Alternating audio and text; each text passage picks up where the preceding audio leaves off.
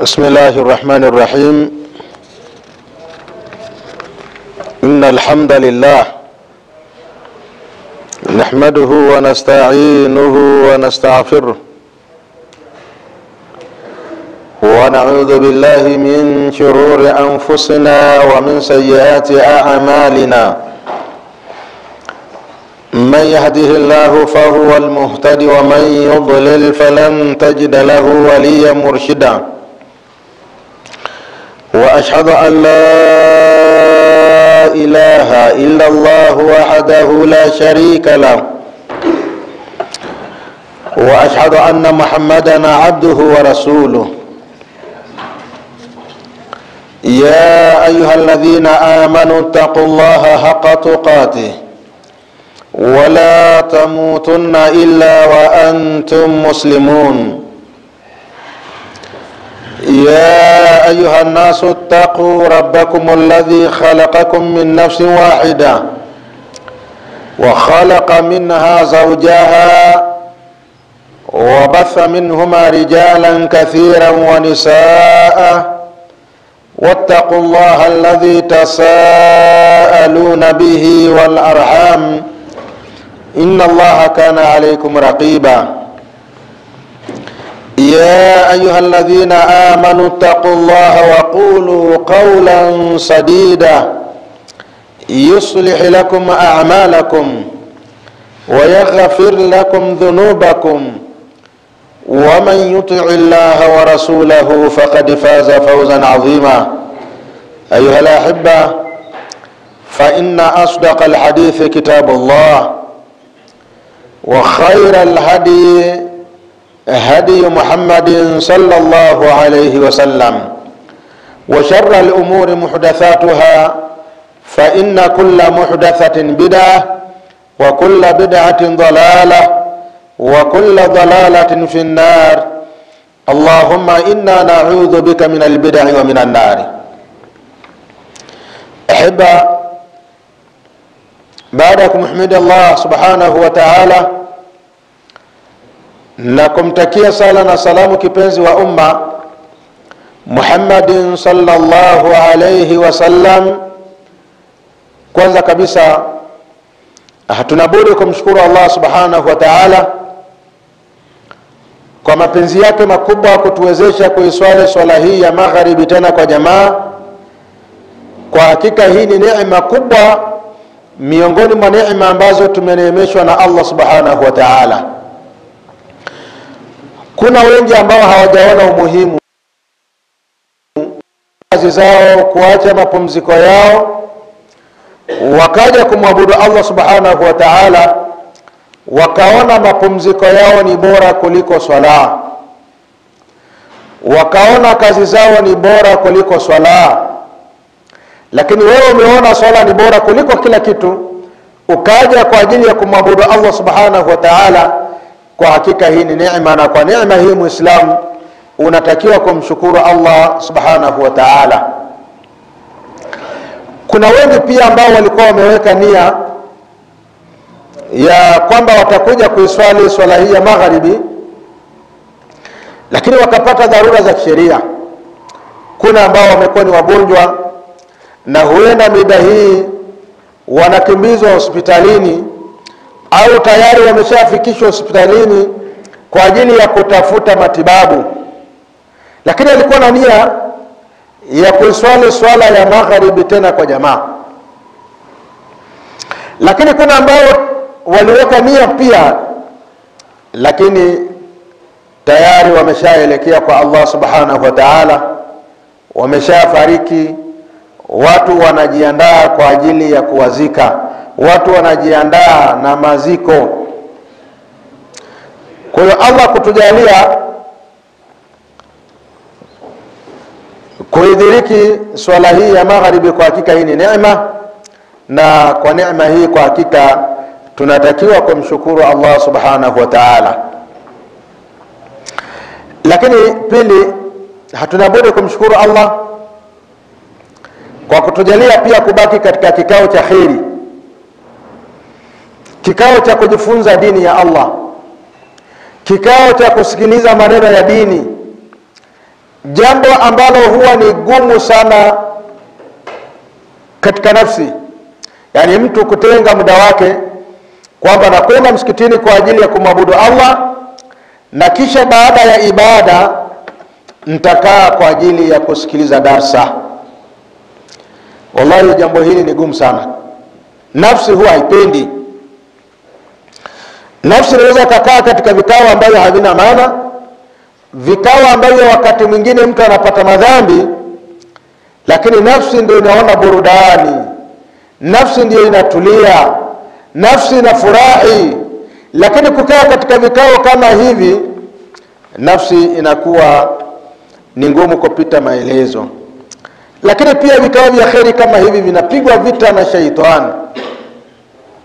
Shaitani hapendi kukuona unapata faida na vikao hivi vya kielimu, unapata thawabu. Shaitani huwa hapendi na wala hataki. Kwa mtu anapopambana na nafsi, akapambana na shaitani na akashinda, akakaa kusikiliza maneno ya dini, hii ni neema kubwa. Na kwa neema hii kwa hakika Muislamu anatakiwa kumshukuru Allah subhanahu wa ta'ala. Tukiwa tunaendelea kusoma kitabu Al-Aqidatu As-Sahiha wama yudadduha, itikadi sahihi na mambo ambayo yanapingana na itikadi sahihi. Tumeona muhimu wa kujifunza na Muislamu kurekebisha na kusahihisha itikadi yake ili awe na itikadi iliyokuwa nzuri, atakapofanya matendo yake yaweze kukubaliwa na Allah subhanahu wa ta'ala. Allah hayuko tayari kupokea ibada ya mtu ambaye itikadi yake ni mbovu. Mtu ni mshirikina, mtu ni mzushi katika dini ya Allah subhanahu wa ta'ala, huyo hata anapofanya ibada yake haikubaliwi na Allah subhanahu wa ta'ala mpaka utakaporekebisha itikadi yako na itikadi yako ikae vizuri. Lakini pia unatakiwa kuyafahamu mambo ambayo yanapingana na itikadi hiyo ili uweze kuyaepuka, uweze kukaa mbali na mambo hayo kwa ajili ya kutafuta khairi na thawabu kutoka kwa Allah subhanahu wa ta'ala. Tulianza kuelezea nguzo za imani. Nguzo ya kwanza tukasema ni al-imanu billah, ni kumwamini Allah subhanahu wa ta'ala. Tukaelezea na tukafafanua namna ya kumwamini Allah subhanahu wa ta'ala na mambo yanayofungamana na imani ya kumwamini Allah subhanahu wa ta'ala. Kwa tukasema kumwamini Allah ni kuamini kwamba yeye Allah subhanahu wa ta'ala ndiye anayestahili kuabudiwa, ndiye anayestahili kufanyiwa ibada na kuepukwa asiyekuwa Allah subhanahu wa ta'ala. Na tukaona kwamba Allah subhanahu wa ta'ala amewatuma mitume wake kwa ajili ya kuja kulilingania jambo hili, na amewaumba wanadamu na majini kwa ajili ya kumwabudu Allah subhanahu wa ta'ala. Hivyo watu wanatakiwa wasiwe na muumba mwingine, wa muabudu Allah subhanahu wa ta'ala. Na tukasema miongoni mwa imani ya kumwamini Allah subhanahu wa ta'ala ni kuamini ya kwamba Allah ndiye muumba. Allah ametuumba sisi, mtu anatakiwa kuamini hivyo. Kuna watu ambao hawaamini ya kwamba sisi tumeumbwa, na yupo aliyetuumba, na ana maelekezo na maamrisho ambayo anatupa sisi, anatuamrisha ili tuweze kuyafuata. Kwa Muislamu anatakiwa kuamini hivyo, kwamba aliyeniumba mimi ni Allah subhanahu wa ta'ala, lakini vile vile anayenipa mimi riziki ni Allah subhanahu wa ta'ala, aliyenipa mimi uhai huu nilionao ni Allah subhanahu wa ta'ala, aliyenipa afya hii nilionayo ni Allah subhanahu wa ta'ala. Na Allah ndiye mwenye kuteremsha mvua, na Allah ndiye mwenye kugawa riziki za watu, kwamba huyu apewe nyingi na huyu apewe kidogo, kwa hikma zake Allah subhanahu wa ta'ala, pasina kumdhulumu mtu wa aina yeyote. Lakini pia miongoni mwa al-imanu billah, miongoni mwa kumwamini Allah subhanahu wa ta'ala, ni kuamini ya kwamba Allah ana majina mazuri na Allah ana sifa zilizokuwa tukufu, na sifa za Allah subhanahu wa ta'ala hazifanani na sifa za viumbe. Ndio maana tukasema Allah subhanahu wa ta'ala yasma'u, anasikia, wa yara, na anaona, kwa maana ya kwamba Allah subhanahu wa ta'ala ana masikio, anasikia, ana macho, anaona, lakini masikio yake hayafanani na masikio ya kiumbe wa aina yoyote. Allah subhanahu wa ta'ala anaona ya kwamba ana macho, lakini macho yake hayafanani na macho ya kiumbe wa aina yoyote. Hiyo ndio itikadi sahihi ya Muislamu, anatakiwa kuamini hivyo.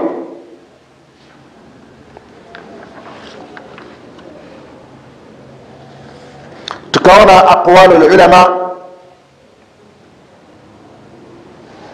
maneno ya wanawazuoni wetu yakitueleza kwamba Muislamu anatakiwa kuamini hivyo, kwamba Allah subhanahu wa ta'ala ana majina na Allah subhanahu wa ta'ala anayo sifa.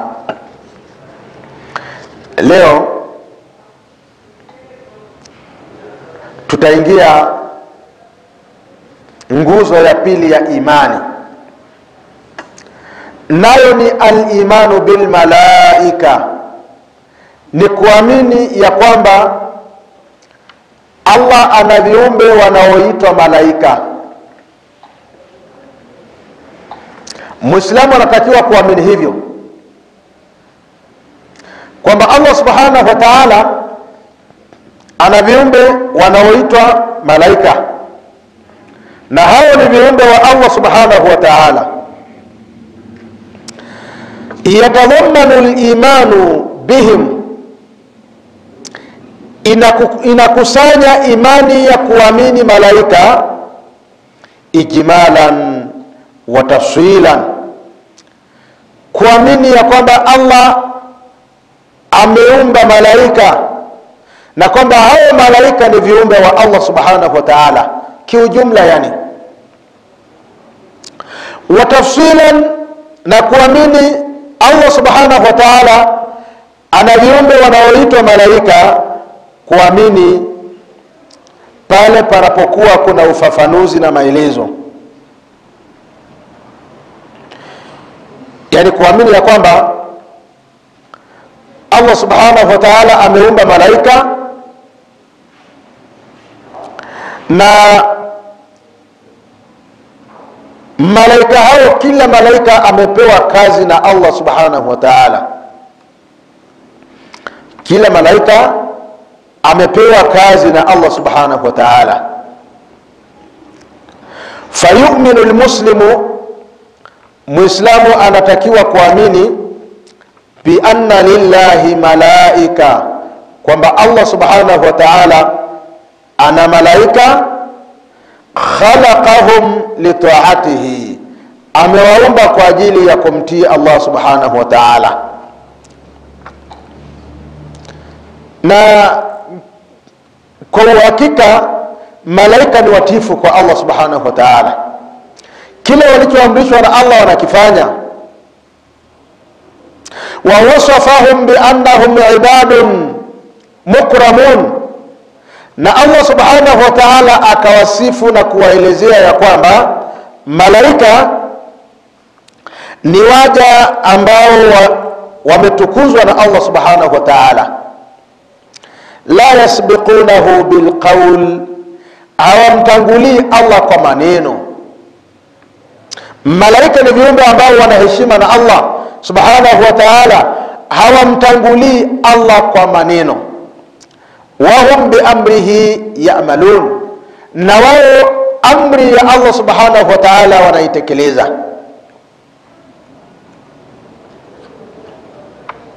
Hao ndio malaika wa Allah subhanahu wa ta'ala. Wao ni watiifu kwa Allah, wanafanya yote ambayo wanaamrishwa na Allah subhanahu wa ta'ala.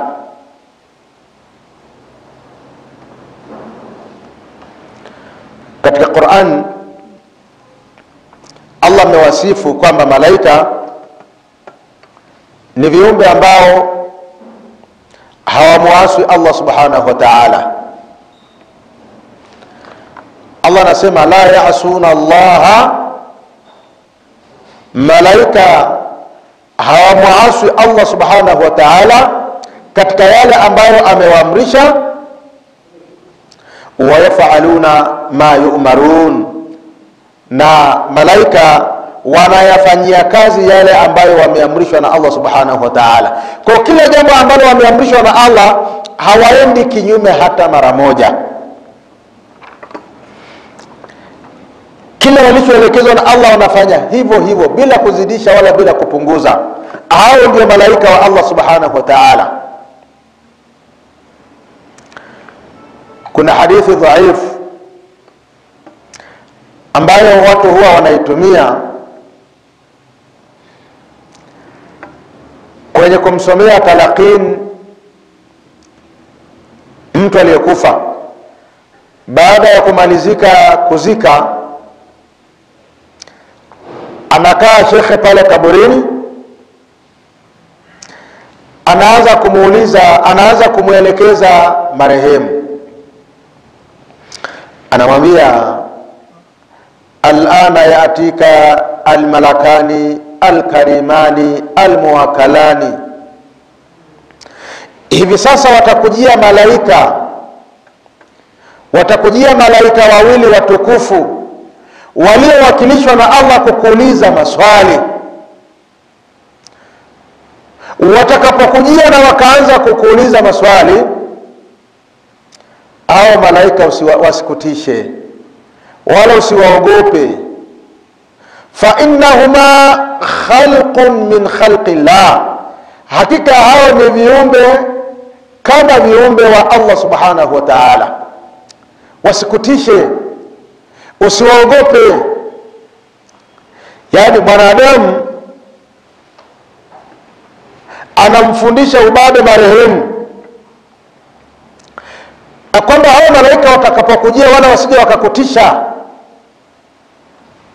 usije wakawaogopa. Fa innahuma khalqun min khalqillah, kwani hao malaika ni viumbe tu kama viumbe wengine wa Allah subhanahu wa ta'ala, sawa na sisimizi, sawa sujui na nani. Ni viumbe wa kawaida sana, usiogope.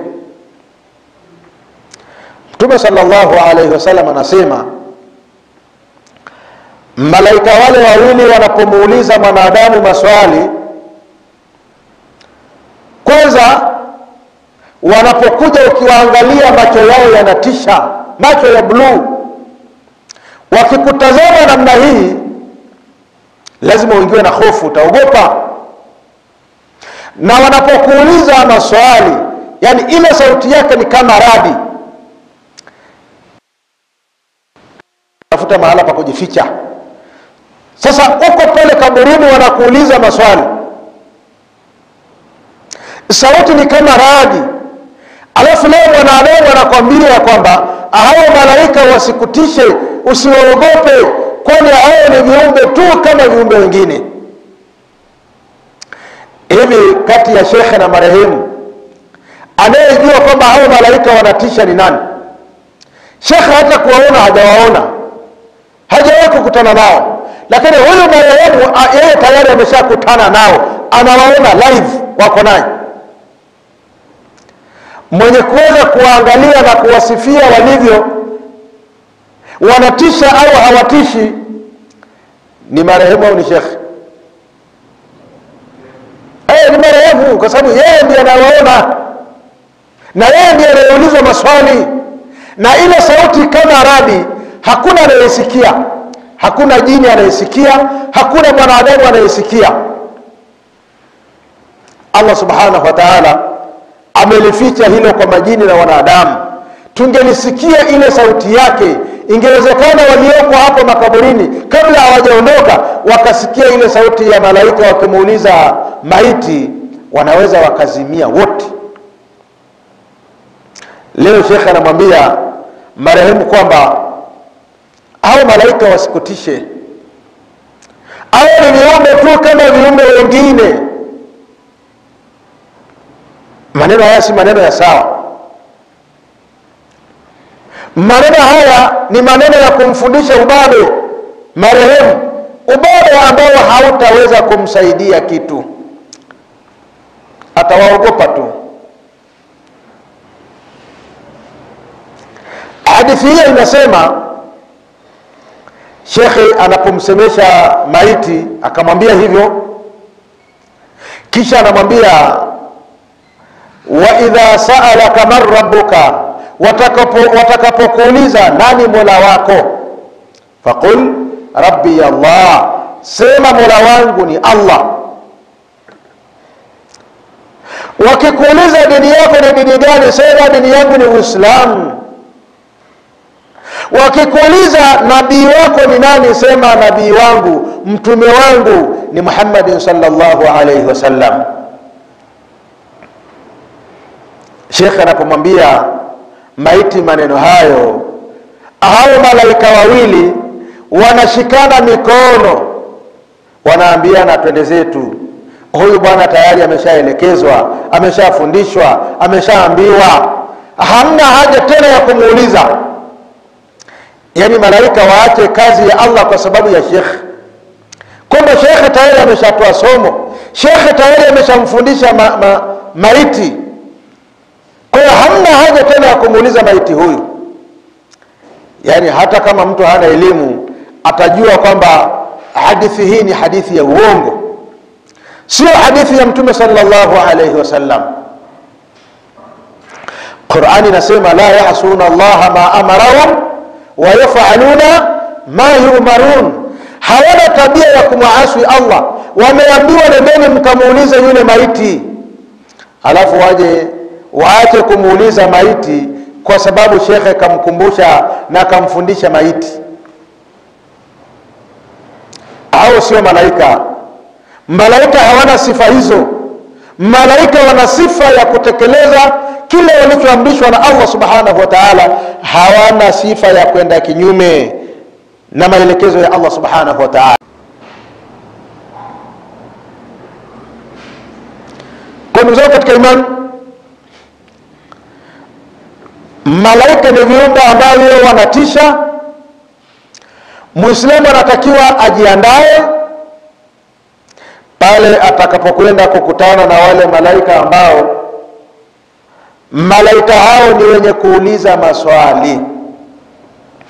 Jiandae kabla ya kuondoka katika ulimwengu huu kwa kujifunza dini ya Allah subhanahu wa ta'ala, kwa kujifunza maswali hayo ambayo yataulizwa kaburini, lakini vile vile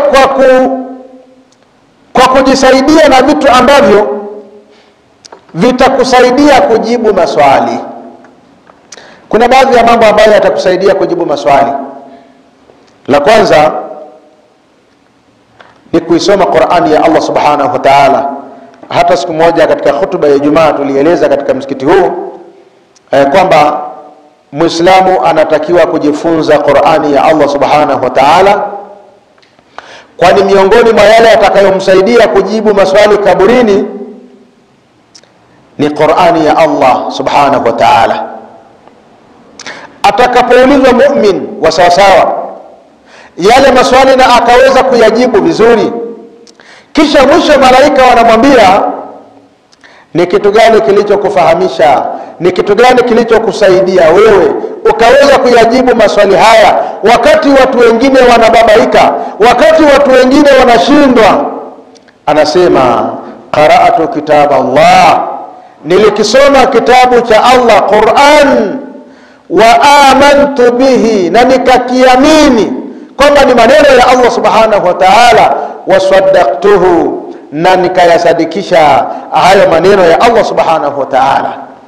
Kwa kusoma Qur'ani, kujifunza Qur'ani, hiyo ni sababu ya wewe kuweza kujibu maswali utakapoulizwa na malaika pale utakapokuwa kaburini. Lakini pia miongoni mwa vitu vitakavyokusaidia ni imani yako, imani ya kumwamini Allah subhanahu wa ta'ala. Uwe na imani na kuilinda imani yako isichafuke, kuilinda imani yako isiharibike.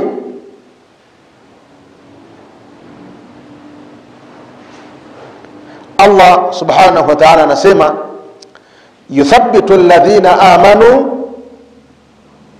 bilqawli thabit. Allah subhanahu wa ta'ala atawathibitisha qawli thabiti, atawawezesha kujibu yale maswali watakaoulizwa na malaika wale ambao walikuwa wana imani, walimwamini Allah subhanahu wa ta'ala. Kwa majibu ya malaika si, au maswali ya malaika si maswali ya mchezo, ni maswali ambayo Muislamu kwa hakika unatakiwa kuyaandaa majibu yake ukiwa katika ulimwengu huu.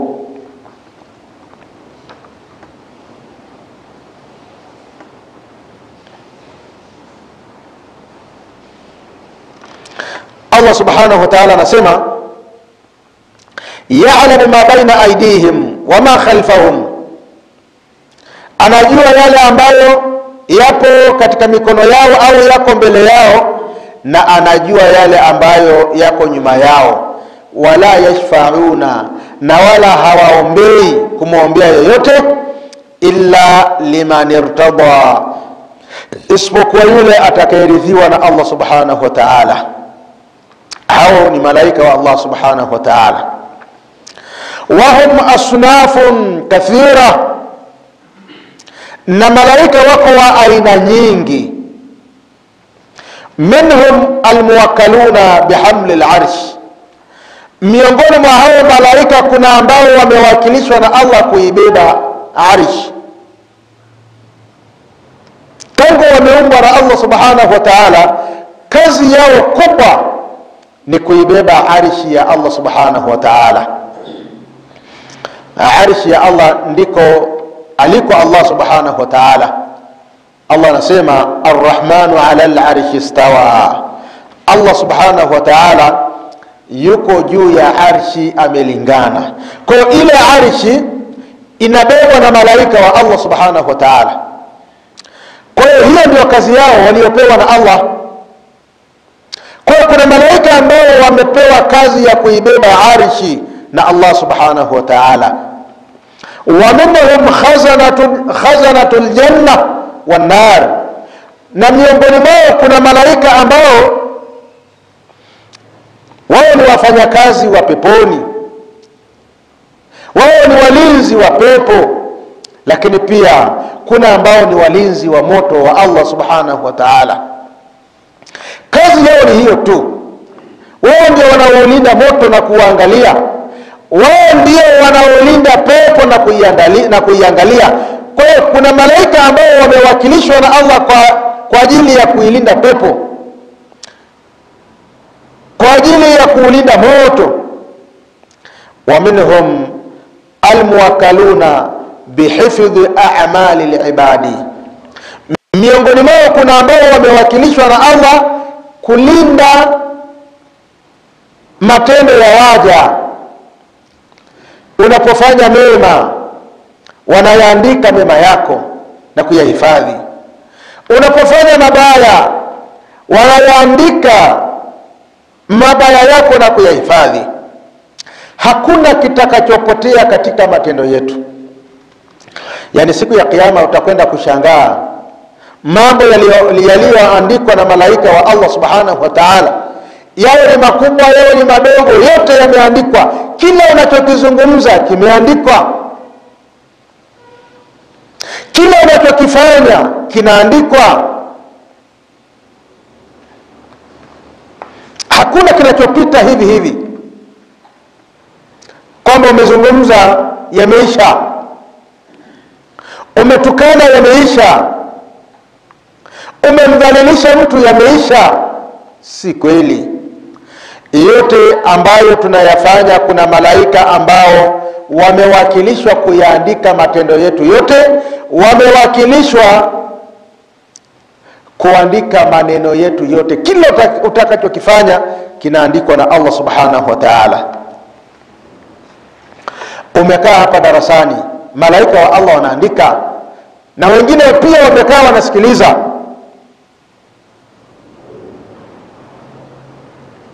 Umeswali, malaika wa Allah wanaandika. Umetoa sadaka, malaika wa Allah wanaandika. Umefanya khairi ya aina yoyote, malaika wa Allah wanaandika. Kwa hiyo tunatakiwa tujue ya kwamba sisi tuna walinzi, tuna malaika ambao wanaandika kila ambacho tunakifanya, kila ambacho tunakisema kinaandikwa na malaika wa Allah subhanahu wa ta'ala. Lakini pia kuna malaika waliowakilishwa kuja kukuuliza maswali kama tulivyosema, kwamba wao watakuja kukuuliza maswali. Kuna malaika ambao wamewakilishwa na Allah subhanahu wa ta'ala kutoa roho za watu, ndio kazi yake. Yuko makini kwamba wewe muda wako wa kuishi duniani umeisha, anakutafuta mahala popote kwa ajili ya kuitoa roho yako.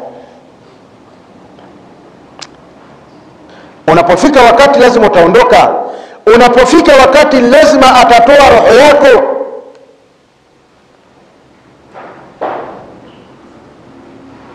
Wa nu'minu ala sabili tafsil,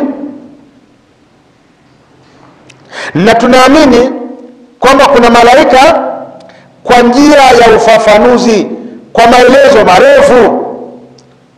Biman samma Allahu wa rasuluhu, tunaamini wale ambao Allah kawataja ndani ya Qur'an, na tunawaamini wale ambao Mtume sallallahu alayhi wasallama amewataja ndani ya hadithi zake zilizokuwa sahihi. Kwa kuna malaika ambao wametajwa na kuna malaika ambao hawajatajwa. Miongoni mwa malaika ambao wametajwa ka Jibril wa Mikail, kama vile Jibril na Mikail, wa Maliki khazinun nar, na malaika ambaye ni mlinzi wa moto, wa Israfil na Israfil almuwakkalu binafkhi fi suri, Israfil ambaye amewakilishwa kulipuliza parapanda, kwamba atakapolipuliza watu wote lazima wafe. Atakapolipuliza watu wote lazima wafufuliwe. Amepewa kazi hiyo na Allah subhanahu wa ta'ala.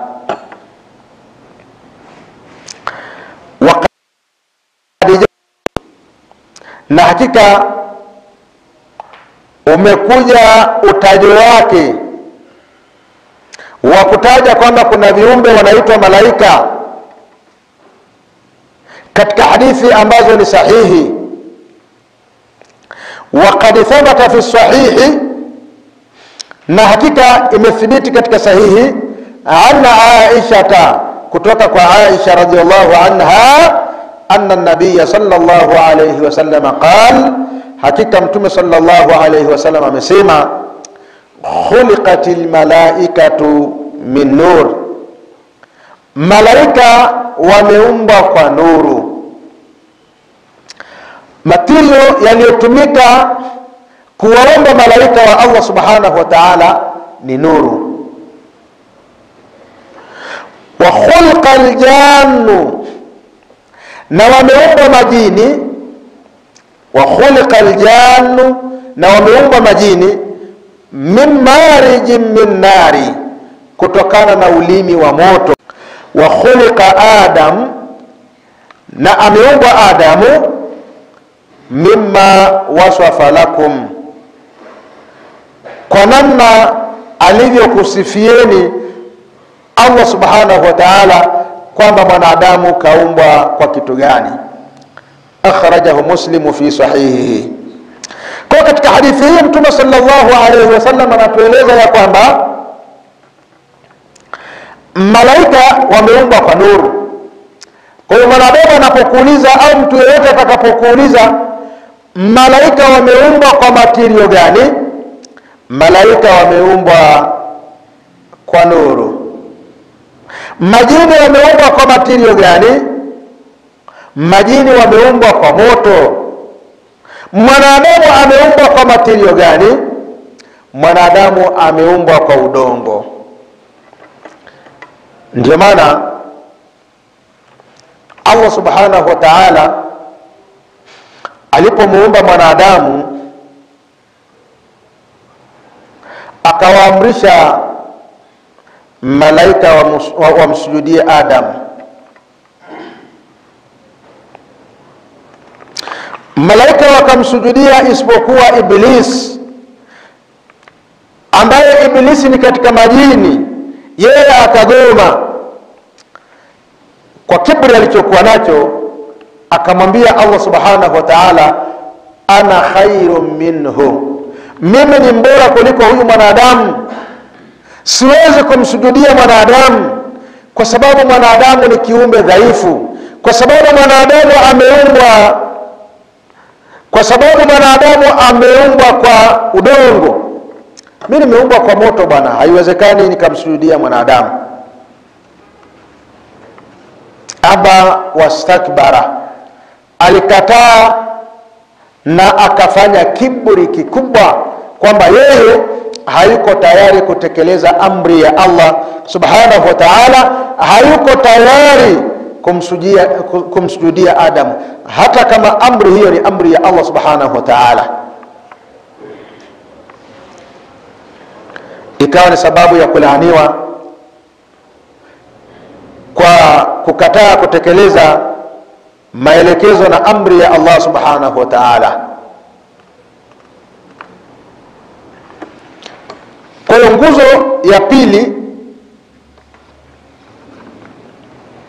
ya iman ni al-imanu bil malaika, kuamini kwamba Allah ana viumbe ambao wanaitwa malaika, na malaika hawa miongoni mwa sifa yao kubwa ni kumtii Allah subhanahu wa ta'ala, ni kutekeleza maamrisho ya Allah subhanahu wa ta'ala. Lakini pia miongoni mwa sifa zao kubwa ni kutomuasi Allah subhanahu wa ta'ala. Malaika si kama sisi wanadamu, wanamkosea Allah subhanahu wa ta'ala. Wanadamu wanafanya madhambi, lakini malaika wa Allah subhanahu wa ta'ala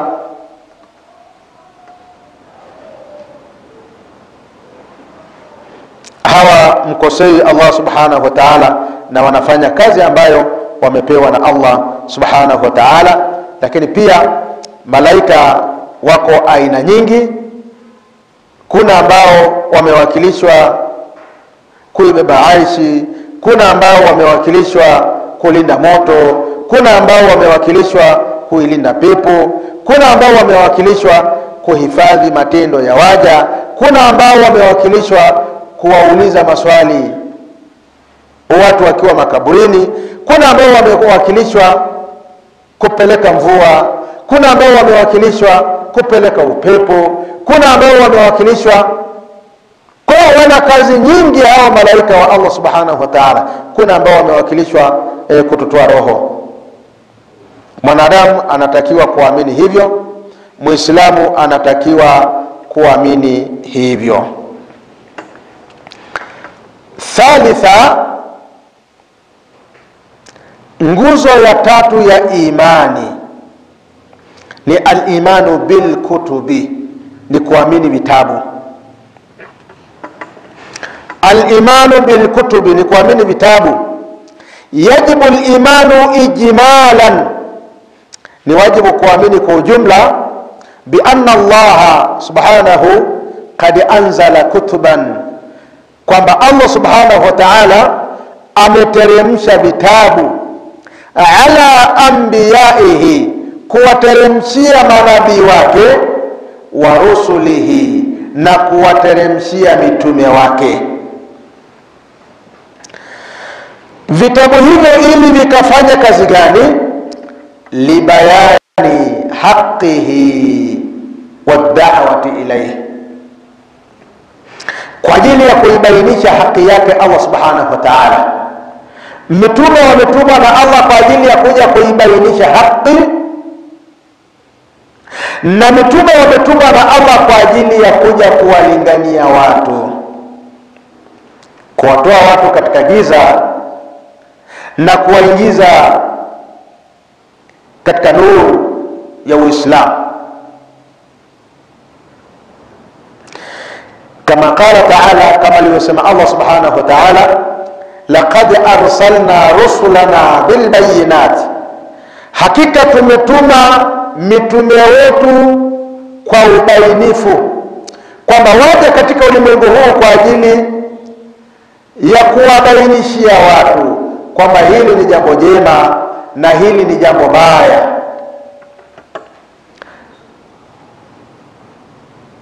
Na hayo wenyewe wanayachukulia wapi? Katika vitabu. Allah akasema, wa anzalna ma'ahumul kitaba, na tukawateremsha pamoja nao, tukawateremshia pamoja na wao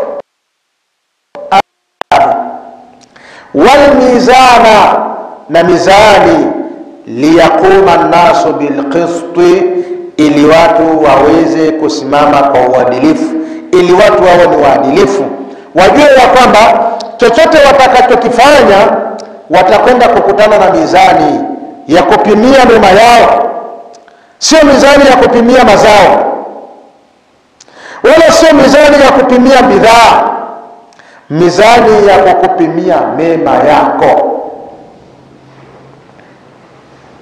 Kila utakachokifanya utakwenda kupimiwa na Allah subhanahu wa ta'ala.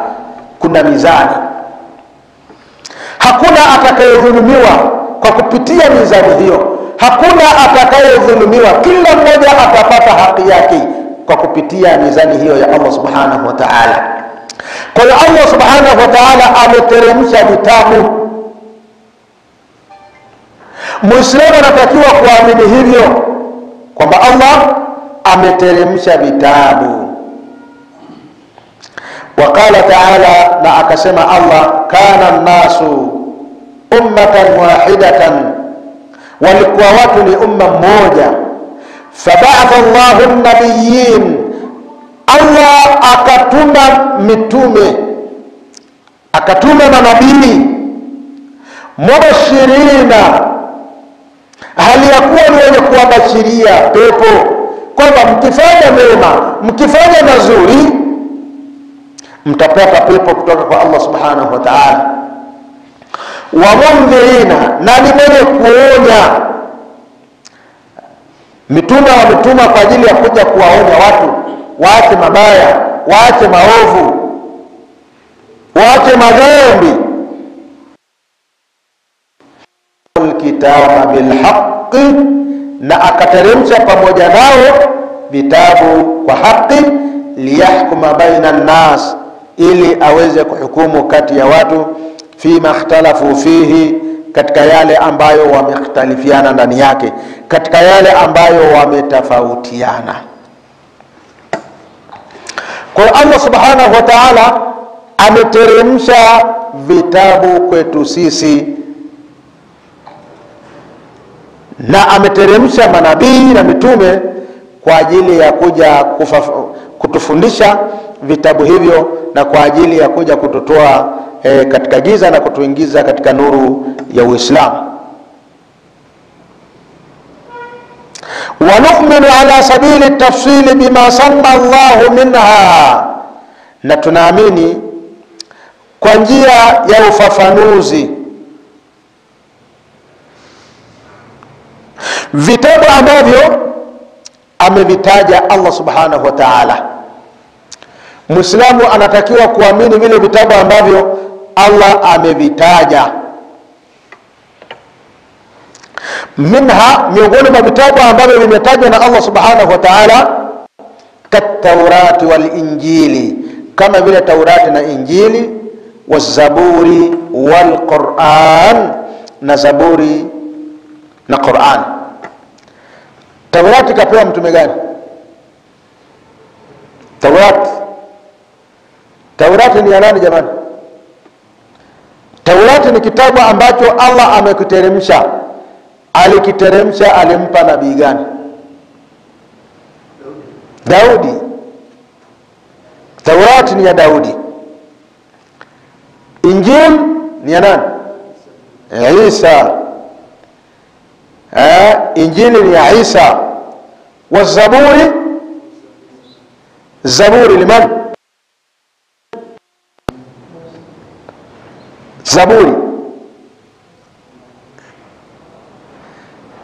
Zaburi ni ya nani jamani? Haina mtume? Az-Zabur unzila ala man? Zaburi imeshushwa na imeteremshwa kwa nani?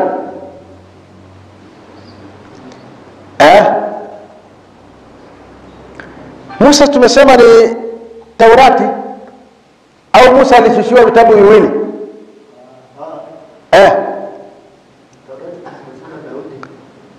Taurati ya nani? Miraji. Taurati ya nani? Ya Musa. Injili? Injili ya nani? Mwanzo nitaja vizuri lakini sasa hujui tena. Injili ya nani? Ya Isa. Zabur ya Daudi. Hiwa Zabur liman? Ya Daudi. Wal Quran Muhammadun sallallahu alayhi wasallam.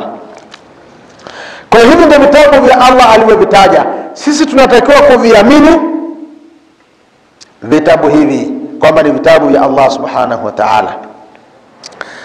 Wal Qur'anul Karim, na Qur'ani tukufu, huwa afdaluha, ndio kitabu kilicho bora kuliko vitabu vingine. Wa khatimuha, na ndio kitabu cha mwisho. Akhirul kutub al-Qur'anul Karim. Kitabu cha mwisho ni nini jamani? Qur'an. Wa huwa al-muhaymin 'alayha, ndio kitabu ambacho kinaendesha mambo. Qur'an ndio kitabu ambacho kinaendesha mambo yote.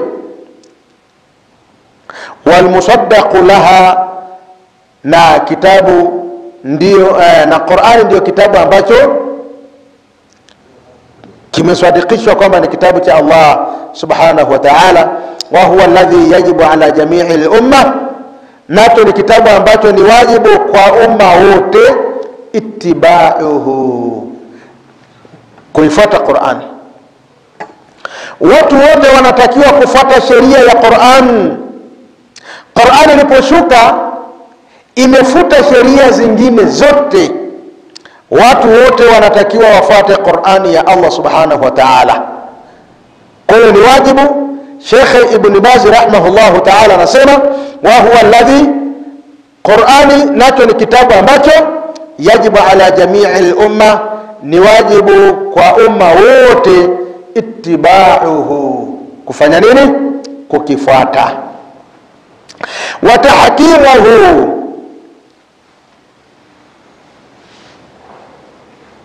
na kuhukumu kwa kitabu hicho.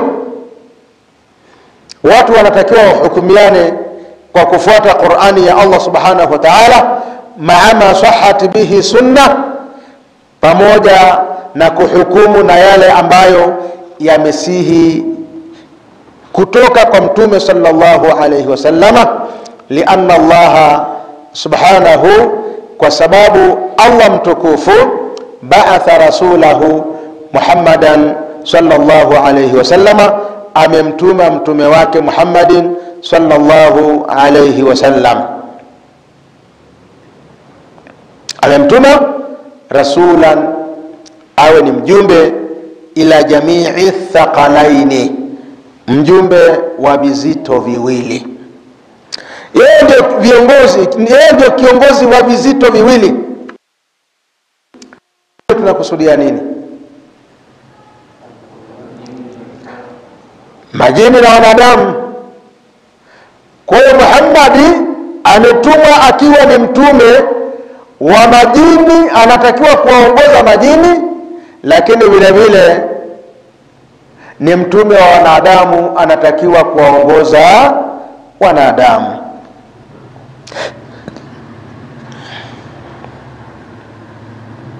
Wa anzala alayhi hadha alquran, na akamshushia Qur'ani hii, akampa Qur'ani hii, liyahkuma bihi bainahum, ili aweze kuhukumu kati yao kwa kutumia Qur'an.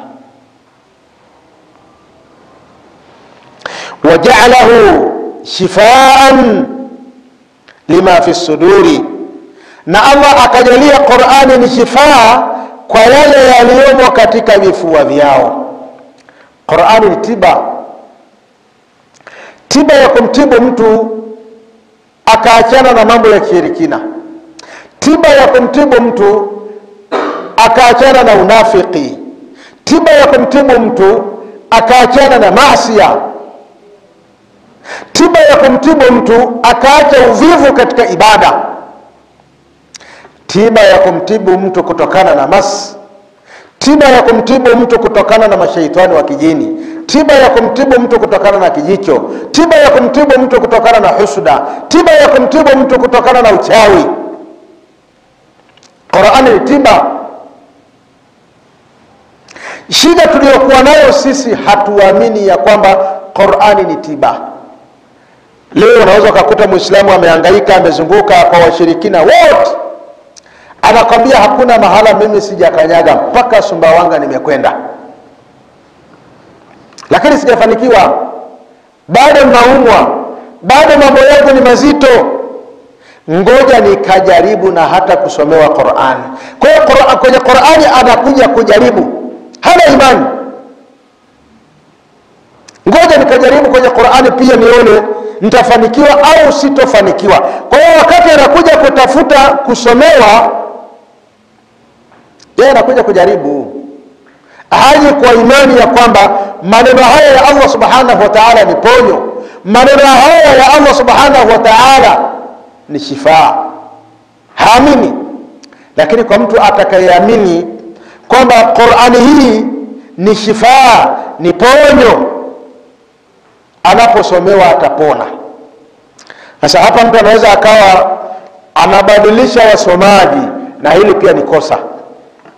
Leo unakuja unakuta mgonjwa amesomewa na shekhe huyu, siku mbili tatu anakwambia shekhe fulani amenisomea, hata mwingine anatafuta shekhe mwingine. Haya pia ni makosa katika tiba.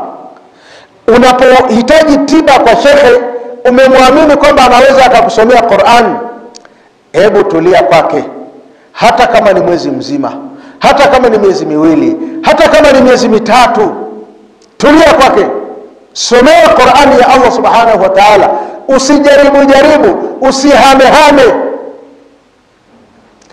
Jambo hilo litakupelekea wewe usipate shifaa, jambo hilo litakupelekea wewe usipone,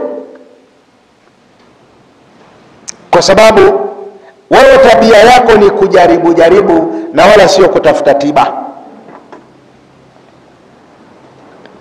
Kwa Allah subhanahu wa ta'ala amejalia Qur'an ni shifaa, ni ponyo,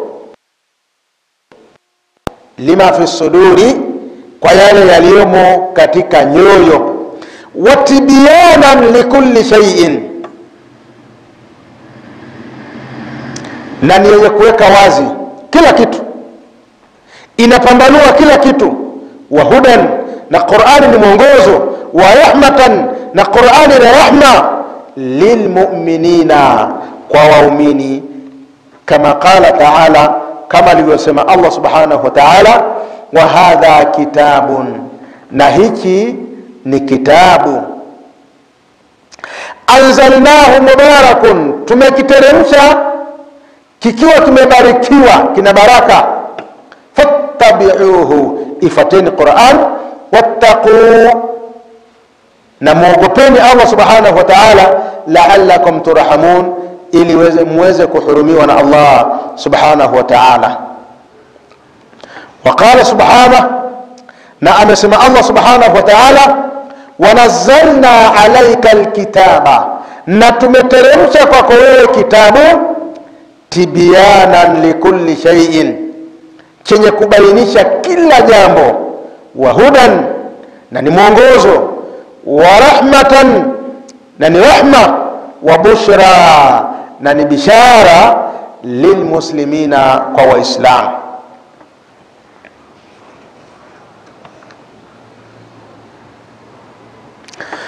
Kwa ndugu zangu katika imani, Qur'ani ni mwongozo, Qur'an ni rahma.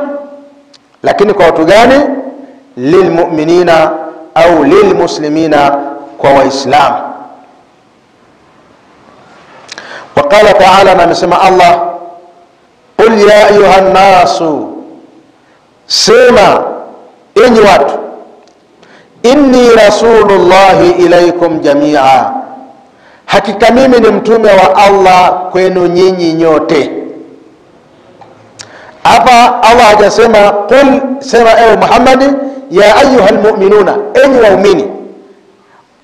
Amesema qul, sema ewe Muhammad, ya ayuhan nasu, enyi watu, inni rasulullah, hakika mimi ni mtume wa Allah, ilaikum jamia, kwenu nyinyi nyote.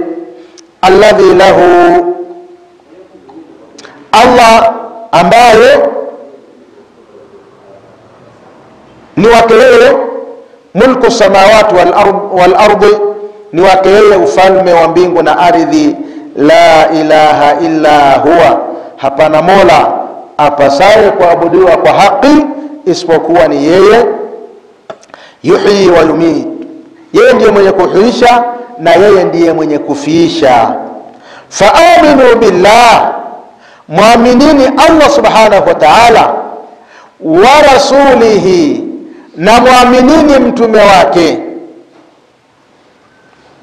An-nabiyyi al-ummi, nabii ambaye hajui kuandika wala kusoma. Nabii ambaye hajui kuandika wala kusoma, hajui kuandika wala hajui kusoma kilichoandikwa. Angekuwa nafahamu mambo hayo, makafiri wangesema ya kwamba huyu mambo haya amejifunza, hajawahi kwenda shule hata mara moja, lakini mambo anayoyazungumza ni mambo ya hatari, mambo anayoyaelekeza ni mambo ya hatari. Kwa hiyo mnatakiwa kumwamini Allah subhanahu wa ta'ala, lakini pia mumwamini mtume wake ambaye hajui kuandika wala hajui kusoma kilichoandikwa. Al-ummi, alladhi, mtume ambaye yu'minu billah, yeye anamwamini Allah subhanahu wa ta'ala. Wa kalimatihi, na anayaamini maneno ya Allah subhanahu wa ta'ala. Wattabi'uhu, mfuateni mtume la'allakum tahtadun, ili muweze kuongoka. Yeyote anayetaka muongozo afuate muongozo wa mtume sallallahu alaihi wasallam. Yeyote anayetaka kufuata njia ya sawa sawa afuate njia ya mtume sallallahu alaihi wasallam. Yeyote anayetaka pepo amfuate mtume sallallahu alaihi wasallam. Mtume sallallahu alaihi wasallam siku moja anasema, anawaambia maswahaba, na ndio tunaambiwa sisi, kullu ummati yadkhuluna aljanna, ummati wangu wote wataingia peponi, illa man aba, isipokuwa atakayekataa kuingia peponi. Maswahaba namna wanavyofahamu thamani ya pepo wakashangaa na wakamuuliza mtume sallallahu alaihi wasallama, wa man ya'ba ya rasulullah, ni nani atakayekataa kuingia peponi? Kueleza namna ilivyokuwa nzuri, namna inavyovutia, namna yote yanayopatikana peponi ni mambo mazuri, starehe ambazo hazijawahi kupatikana katika dunia hii utakwenda kuzipata peponi. Vinywaji ambavyo havijawahi kupatikana katika ulimwengu huu utakwenda kuvipata peponi. Vyakula ambavyo havijawahi kupatikana katika ulimwengu huu utakwenda kuvipata peponi. Wanawake wazuri ambao hawajawahi kupatikana katika ulimwengu huu utakwenda kuwakuta peponi. Matunda ambayo hujawahi hata kuyaona wala hata kuyafikiria utakwenda kuyakuta peponi.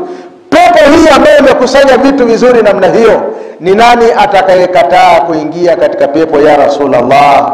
Mtume akasema, man ata'ani dakhala aljanna, atakayenitii mimi ataingia peponi, wa man aswani, na atakayeniasi mimi faqad aba, huyo atakuwa amekataa kuingia katika pepo ya Allah subhanahu wa ta'ala. Allahu akbar. Kwa watakaoingia peponi ni wale watakaomtii mtume sallallahu alaihi wasallam, na watakaoikataa pepo ni wale ambao watamkataa mtume sallallahu alaihi wasallam, wanadharau mafundisho yake, wanadharau maelekezo yake, wanadharau sunna zake. Mtu anapoambiwa kwamba hii ni sunna anaidharau. Kumbe hii ni sunna bwana, sunna haina maana, sunna haina nafasi katika nafasi yangu, katika nafsi yangu. Lakini huko ndio kuikataa pepo ya Allah subhanahu wa ta'ala na kwenda kuingia katika moto wa Allah subhanahu wa ta'ala. Kwa hiyo nguzo ya tatu ya iman ni al-imanu bil kutubi. Ni kuamini nini jamani? Kuamini vitabu vya Allah subhanahu wa ta'ala, kuamini vitabu ambavyo Allah amevitaja na hata vile ambavyo hajavitaja. Muislamu unatakiwa uviamini vitabu hivyo. Mpaka hapo tutakuwa tumefikia mwisho wa darasa yetu kwa leo. Subhanakallahumma wa bihamdika ashhadu an la ilaha illa anta astaghfiruka wa atubu ilaika, wa sallallahu ala nabiyyina Muhammadin wa ala alihi wa sahbihi wa sallam, walhamdulillahi rabbil alamin.